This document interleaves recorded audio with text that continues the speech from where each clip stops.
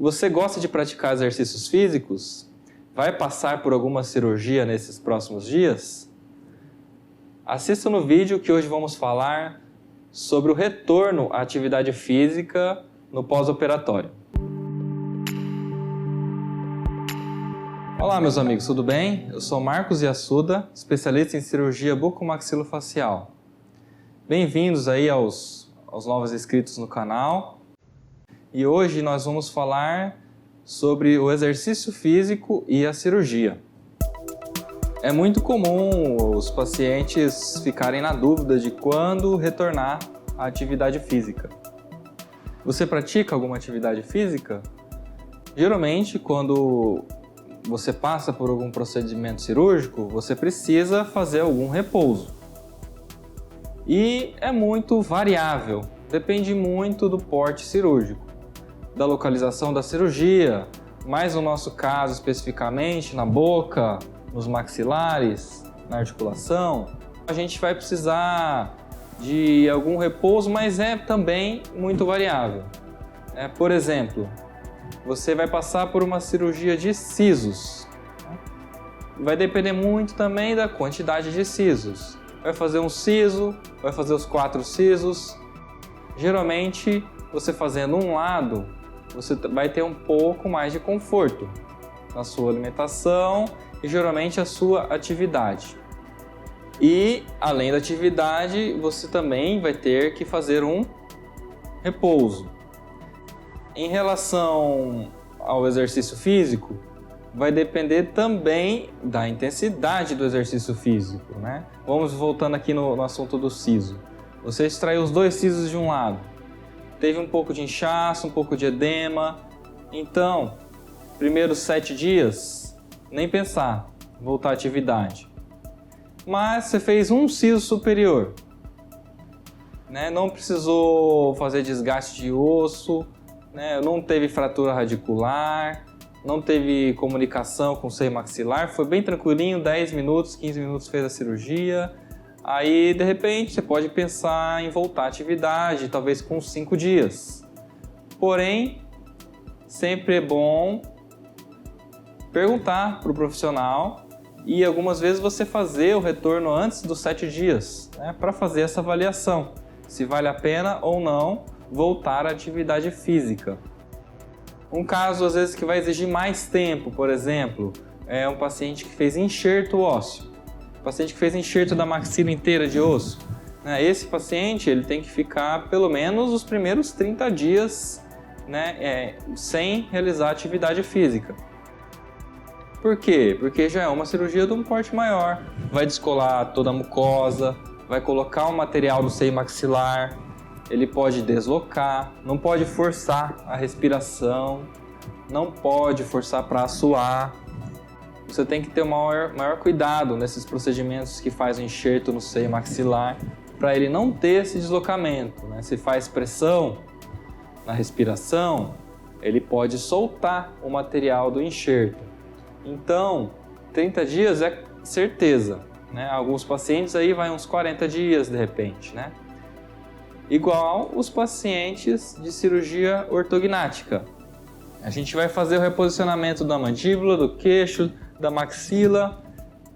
O paciente vai ter um edema grande aí por uma semana mais ou menos. Até uns 8, 10 dias ainda tem inchaço. Não tem como o paciente querer fazer força. Vai atrapalhar naquela diminuição do edema, no sangramento pode voltar a ter, até o primeiro dia, ainda o segundo dia pode ocorrer, mas depois disso não é para ter nenhum sangramento. Então, se o paciente faz muito esforço, você corre este risco de voltar a ter algum sangramento, ponto abrir e, como disse, do enxerto, soltar o material do enxerto e perder, de repente, o que foi feito na cirurgia. No caso do siso, saiu coágulo, ficar o buraco, demorar mais tempo para a cicatrização ou também ter algum tipo de hemorragia.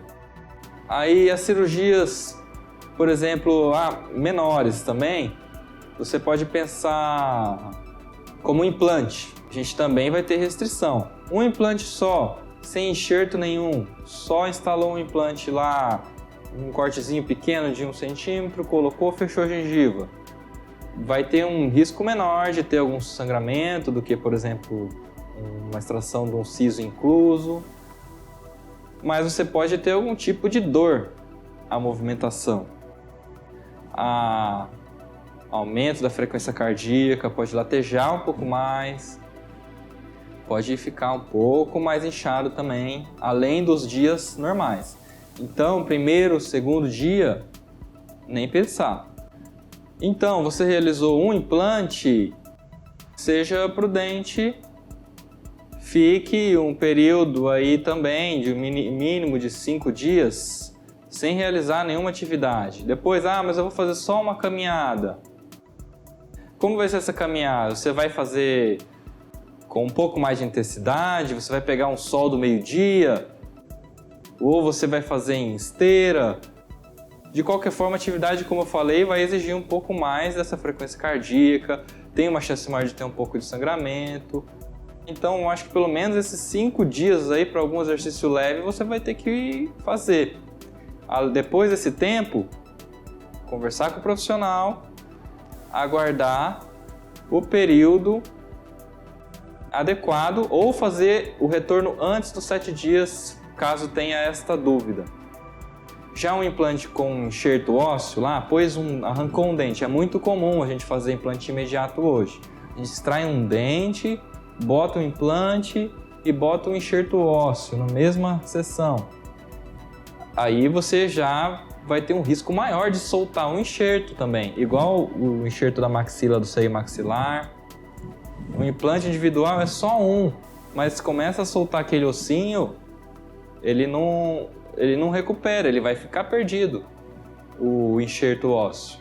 Pode ter problema, de repente, na altura da gengiva, aquele volume do implante que a gente quer preservar, ou ficar com rosca do implante rosca aparecendo do implante, que o implante ele é rosqueável, né? Ele tem umas roscas no implante.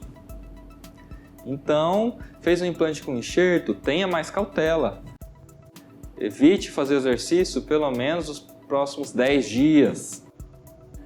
Não tente antecipar muito, né? Eu entendo que hoje as pessoas são mais preocupadas em relação à qualidade de vida, a ser mais fitness, né? A engordar menos. Então, aproveite esse período, já que você não vai fazer exercício, faz o controle na alimentação.